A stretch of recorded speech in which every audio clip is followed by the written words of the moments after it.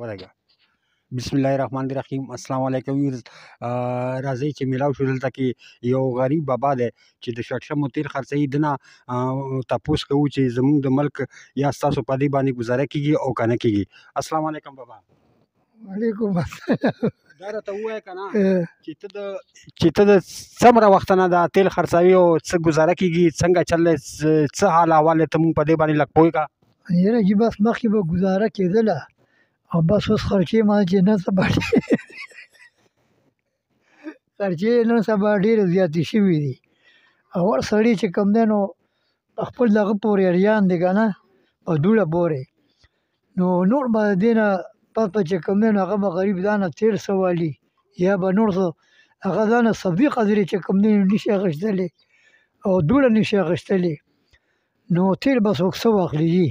بابا دا راته ووایه که نه چې لکه په تیر شوي حکومت کې هم ګزاره کېدله له خلکو چې دا کم موجود حکومت دی، دا راته ووایه چې په دې حکومت کې څنګه چل دی او هغه تیر شوی د عمران حکومت څنګه چل و.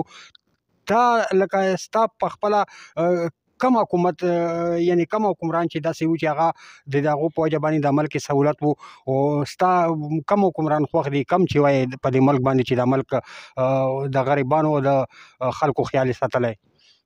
یاره جي خلک خو ډېر داسې و چې د عمران هغه حکومت چې کوم دی لکه دې نه ډېر خو، او دا اوس موجوده حکومت چې کوم دی نو په دې کې خو هر یو شی چې کوم دی نو غالبا ګران شوی دی او خلک هم بېروزګاري هم پکې ډېره زیاته شوې ده، مهنګایي هم زیاتې او د مزدور غریب چې کوم دی نو دیاړي زیاتېږي نه.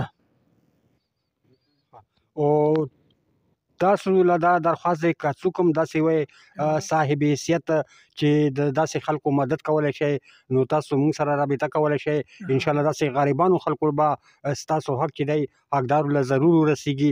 دا ډېر غریب بابا دی او ډېر وخت نه چې دی تیل خرڅوي او در په در پسې ګرځېږي، ډېر بوره حال دی.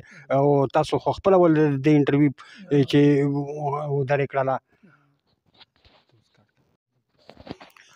بابا مونږ ته نه اخري سوال دا کوو که نه چې زموږ د ملک د حال چې دی دا چا کړلو او د ملک لا د ټول نه زیات نقصان څوک ورسوي، د دې دشمنان څوک دي په دې ملک کې چې دا ملک داسې مړه نو بس موږ به څه ووایو، هر چا ته بس همدا غټ غټ دغه معلوم دي د افسران دغه کوم نواب شریف ګروپ والی دي، شهباز شریف دي چې دی وایي موږ به داسې کوو موږ به هغسې کوو، او ملک هم هغه شان دی چې کوم دی نو په دغه کې روان دی، په خطره کې په قرضه کې روان دی او بس د ډوبېدو په طرف روان دی. او دغه د 70 سال نه دا وایي چې موږ پاکستان یو ترقي یافته ملک جوړو، خو تر ننه پورې جوړ نه شولو. تر اوسه پورې چې کوم دی نو دا جوړ نه شو. نو اخر پته نه چې دې خبرې به څه د دې ملک په څه اخر وځي، مطلب دی چې دا به ټول عمر چې کوم دی نو د امریکې د هغه به غلامان به یو. ښه بابا ډېره مننه ستا د انټرویو.